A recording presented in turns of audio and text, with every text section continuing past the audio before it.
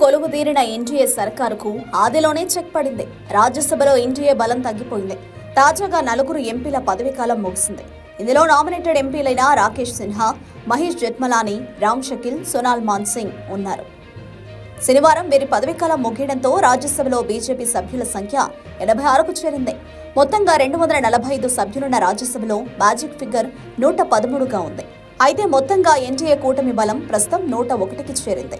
India కూటమి బలం ఎంతంటే రాజ్యసభలో ఇండియా కూటమికి 87 మంది సభ్యుల బలం ఉంది. ఇందులో కాంగ్రెస్ కు 26, తృణమూల్ కాంగ్రెస్ కు 13 మంది సభ్యులున్నారు. ఇక ఆమ్ ఆద్మీ, డీఎంకే పార్టీలకు 10 మంది చొప్పున సభ్యులున్నారు. అయితే ఇటు ఇండియా అటు ఎన్డీఏ కూటమిలో లేని సభ్యులు ఇప్పుడు కీలక బిల్లుల పాస్లు కీలకం కాబోతున్నారు. వీరిపై ఇప్పుడు 2 కూటములు దృష్టి పెట్టాయి. ఎన్డీఏతర పార్టీలపై ఇప్పుడు మోదీ సర్కార్ దృష్టి పడింది. ఇందులో అన్నాడీఎంకే, వైఎస్ఆర్సీపీ పార్టీలు కీలకంగా ఉన్నాయి. ప్రస్తుతం రాజ్యసభలో 20 ఎంపీ స్థానాలు ఖాళీగా ఉన్నాయి. ఇందులో 11 స్థానాలకు ఏడాదిలో ఎన్నికలు జరగాల్సి ఉంది. వైఎస్ఆర్సీపీకి 11 మంది సభ్యులు. రాజ్యసభలో 4వ అతిపెద్ద పార్టీగా వైఎస్ఆర్సీపీ ఉంది.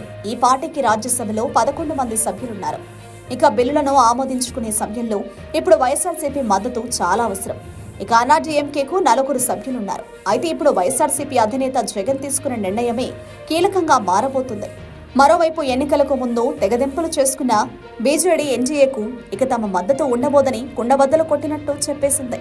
గతంలో బిల్లుల ఆమోదం విషయంలో వైఎస్ఆర్సీపీ ఎన్డీఏకు సంపూర్ణంగా సహకరించింది.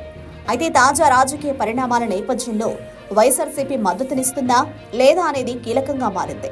మరోవైపు తెలంగాణకు చెందిన బీఆర్ఎస్ ఎంపీల మద్దతు కూడా ఎన్డీఏకు అవసరమవుతుంది. ఇక ఎన్డీఏ కూటమిలో ప్రస్తుతం ఏపీ నుంచి టీడీపీ కీలకంగా ఉంది. ఈ నేపథ్యంలో వైఎస్ఆర్సీపీ అధినేత జగన్ ఆ కూటమికి మద్దతునిస్తారా అనేది కీలకం కాబోతుంది. ఇప్పటికే ఇండియా కూటమి నేతలు మాజీ సీఎం జగన్ తో టచ్ లో ఉన్నట్లు సమాచారం. ఆయనను ఇండియా కూటమికి ఆహ్వానిస్తున్నట్లు వార్తలొచ్చాయి. ఇక జగన్ ఇండియా కూటమిలో చేరితే రాజ్యసభలో ఎన్డీఏకు ఇబ్బందికర పరిస్థితి ఎదురవుతుంది. అయితే వైఎస్ జగన్ ఎన్డీఏ కూటమికి వ్యతిరేకంగా వెళ్లే సాహసం చేస్తారా, ప్రస్తుతానికి మద్దతునిస్తారా అనేది త్వరలోనే నిర్వహించే బడ్జెట్ సమావేశాల్లో తేలిపోనుంది.